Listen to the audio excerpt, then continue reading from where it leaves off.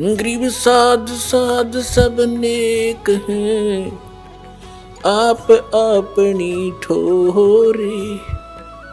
जो सतलोक ले जाएंगे वो साधु कोई और।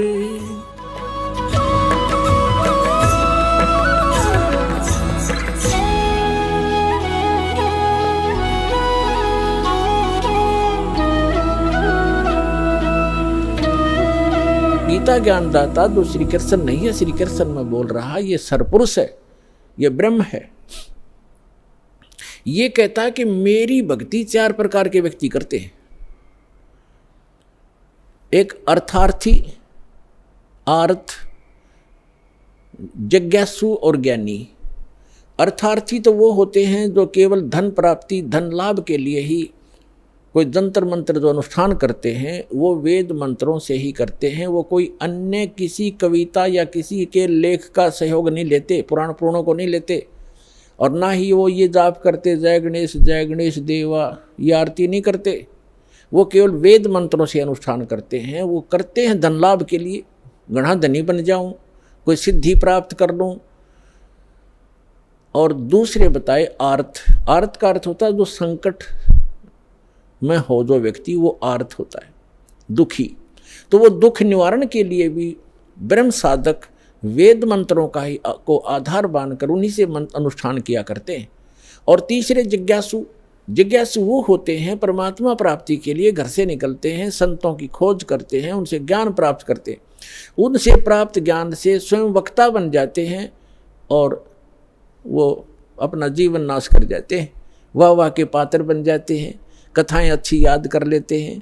जनता ये सोचती है बड़ा विद्वान है, और ना अपना जीवन कल्याण है और दूसरों का भी नहीं कर पाते, क्योंकि उनके पास वास्तविक मंत्र नहीं।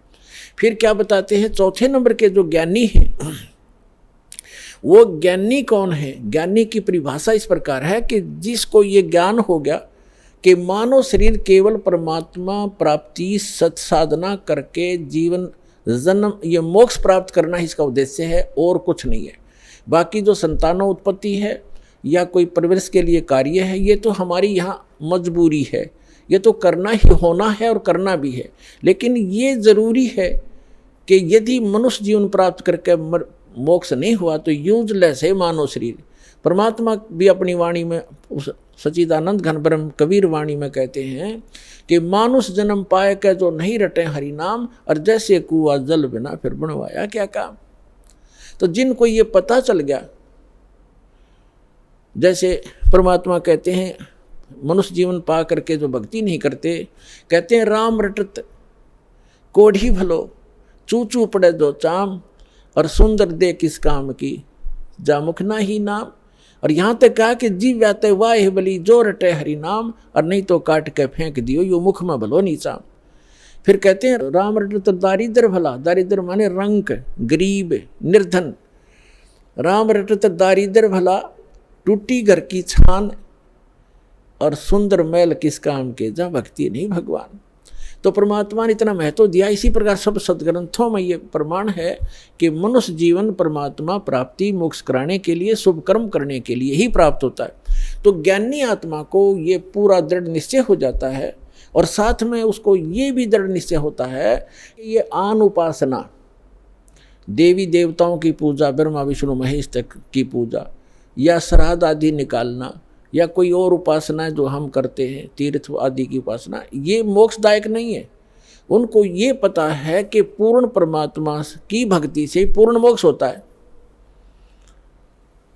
और वो पर उसकी भक्ति से ही लाभ होता है। अब वो क्या करते हैं, जैसे गीता ज्ञानदाता कहता है कि ये ज्ञानी आत्मा, चौथा जो ज्ञानी है वो मुझे प्रिय है और उसको मैं प्रिय हूँ, क्योंकि वो मुझे इसलिए प्रिय है कि वो ब्रह्मा विष्णु महेश की पूजा छोड़कर ब्रह्म साधना पर लग गया है, उनसे कुछ अच्छा लाभ मिलेगा उसको। और फिर क्या बताता है कि ये सभी ज्ञानी आत्मा है तो उदार, ये ज्ञानी आत्मा है तो उदार, लेकिन इनको तत्वदर्शी संत ना मिलने से चौथे अध्याय के जो 32 और 34 में जिसका विवरण दिया है, वो तत्वदर्शी संत ना मिलने के कारण ये आप पे निष्कर्ष निकाल के और वेदों को पढ़ के इन्होंने ओम मंत्र जो ब्रह्म का है इसको ये पूर्ण ब्रह्म का, पूर्ण परमात्मा का मान लिया। ओम नाम का जाप वेदों से और हठ योग ब्रह्मा जी से, क्योंकि श्रीमद् देवी भागवत यानी देवी पुराण में 30वें स्कंद में ब्रह्मा विष्णु महेश की उत्पत्ति कथा लिखी है। ब्रह्मा जी बताते हैं अपने पुत्र नारद को कि पुत्र, जब मेरी उत्पत्ति हुई, मैं कमल के फूल पर बैठा था और मुझे नहीं मालूम मेरा उत्पत्ति करता कौन है। फिर मैं बैठा था तो मैंने देखा कि यहाँ कोई जल नहीं, जल ही जल दिखाई देता है, कोई पृथ्वी नहीं। आकाशवाणी हुई कि तप करो तप करो। मैंने 1000 वर्ष तक तप किया। फिर 1000 वर्ष के तप करने के पश्चात कहा कि अब सृष्टि करो, यानी 1000 वर्ष तप करके उसमें बैटरी चार्ज कर दी, सिद्धि आ गई, वो इन्वर्टर चार्ज हो गया ब्रह्मा का, और उससे फिर आगे उस उत्पत्ति शुरू कर दी। फिर जो डिस्चार्ज हो जाए उसी शक्ति खत्म हो जाती है तो फिर उसको मृत्यु हो जाती है, डाल दिया जाता है नरक में। तो वो यहाँ जो ब्रह्मा जी ने, ये आकाशवाणी तो थी ब्रह्म की और इसने मान ली पूर्ण परमात्मा की, क्योंकि वो गुप्त रहता है, सामने आता नहीं। ये काल भगवान ब्रह्म, इसने आकाशवाणी कर दी तप करो तप करो। ये वेद में नहीं है, वेद तो ब्रह्मा जी को बाद में प्राप्त हुए हैं और ये पहले उसको आकाशवाणी कर दी। तो ब्रह्मा जी ने वो तप वाली आकाशवाणी मान ली कि भगवान की है। इनको भगवान का पता ही नहीं कौन है, आज तक इन अपने पिता के दर्शन नहीं हो लिए, वो गुप्त रहता। उसने प्रतिज्ञा कर रखी है, साथ में जाके 24 और 25 श्लोक में श्रीमद् भगवद गीता में प्रमाण है। तो इन्होंने सभी ऋषियों ने और इंक्लूडिंग ब्रह्मा विष्णु और शिव ने ब्रह्मा जी से ज्ञान प्राप्त है, इसको विद्वान मानते हैं ये कि वेदों का ज्ञान इसी को।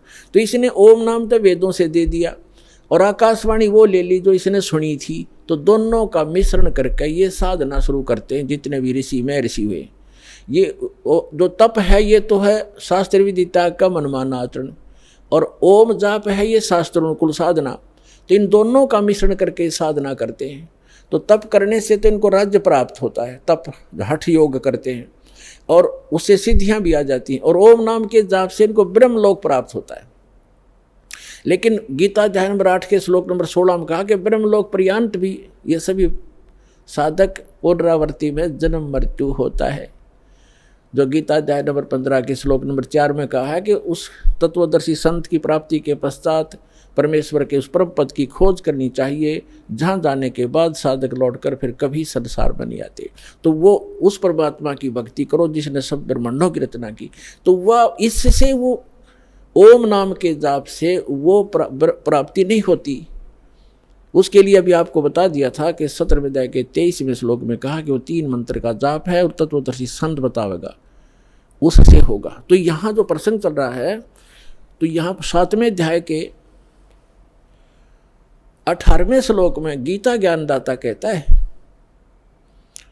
कि ये ज्ञानी आत्मा सभी की सभी हैं तो उदार है, नेक हैं, परमात्मा के लिए समर्पित हैं, घर त्याग दिया है, जीवन भी न्यौछावर कर दिया है, सूख कर काटा हो जाते हैं, परमात्मा पाने के लिए निराहार बैठे रहते।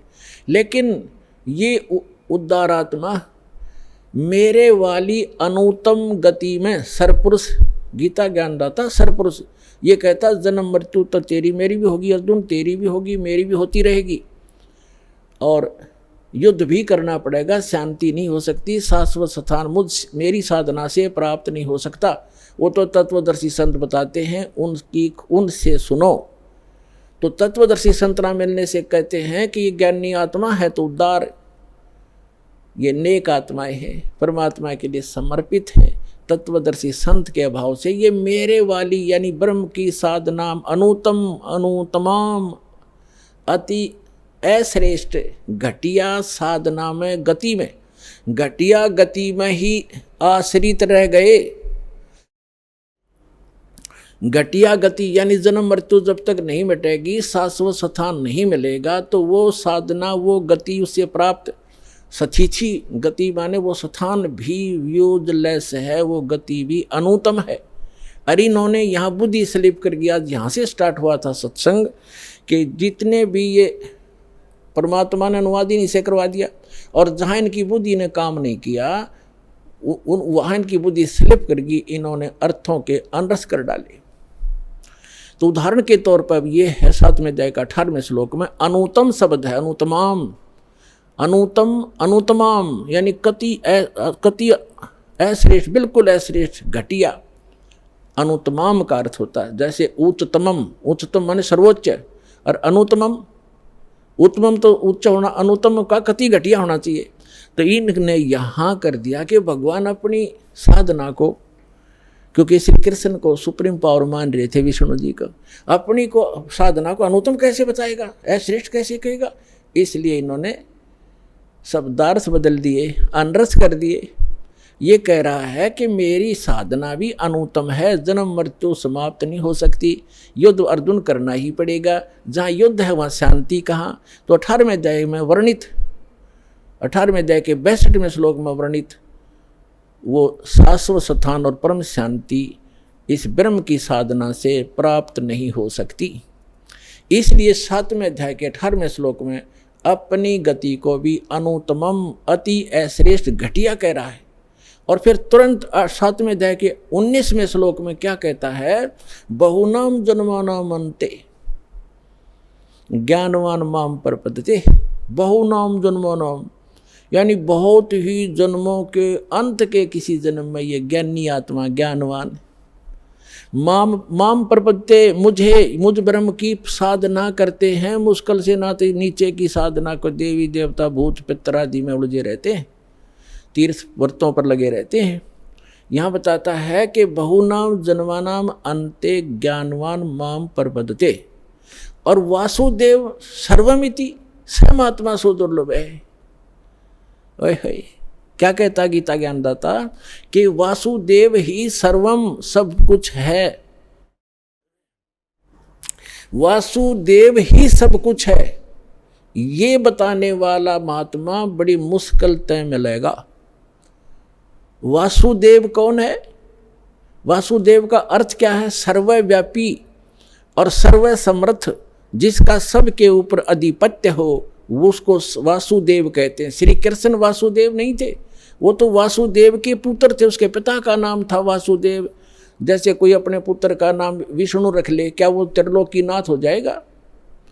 तो वो वासुदेव का पुत्र था, श्री कृष्ण वासुदेव नहीं थे। वो कह ले, वे सब कहने लगे उसको वासुदेव, वो वासुदेव नहीं थे।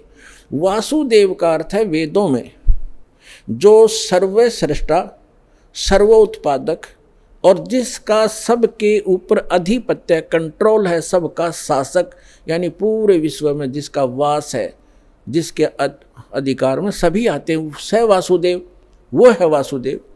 अब अभी आपको प्रारंभ में बताया था, सत्संग के प्रारंभ में, कि जो सरपुरुष है, जो गीता ज्ञान बोल रहा है, यहाँ पर बता रहा 7वें अध्याय के 18वें और 19वें श्लोक में, वो है सरपुरुष, और वो 21 ब्रह्मांड का स्वामी है।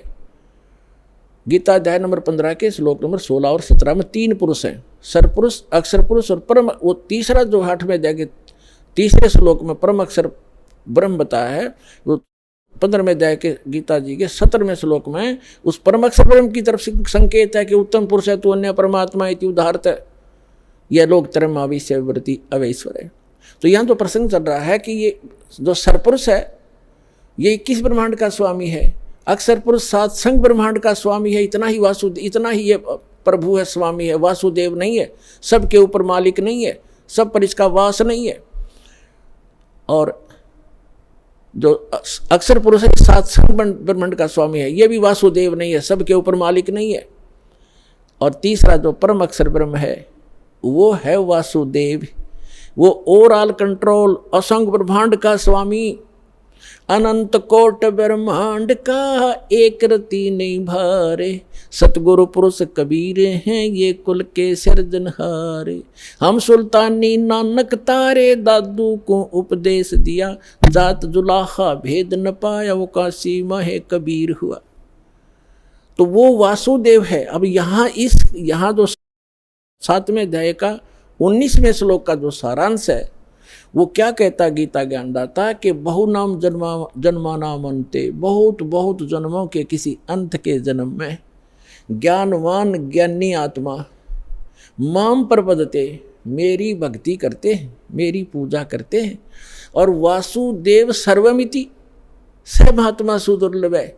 यहाँ भी अनरस कर रखा है इन्होंने अनुवाद के अंदर कि श्री कृष्ण कह रहा है कि मैं वासुदेव हूँ और मुझे जो जानता है वो बड़ा मुश्किल से मिला। कृष्ण का सब ने पता, बालक ने पता इसका। तो कहने का भाव ये है कि वो ये कह रहा है कि जो उस ये बतावेगा संत कि वासुदेव ही सर्वम, यही पूर्ण परमात्मा है, यही पूर्ण मोक्षदायक है, इसी की साधना से शाश्वत स्थान प्राप्त होगा और ये पाप नाशक है, ये सारी सब ब्रह्मांडों का कुल का मालिक है। ये बताने वाला महात्मा बड़ी मुश्किल से मिलेगा। ओए होए। गीता के यथार्थ विश्लेषण की जानकारी के लिए पढ़ें पुस्तक गीता तेरा ज्ञानामृत।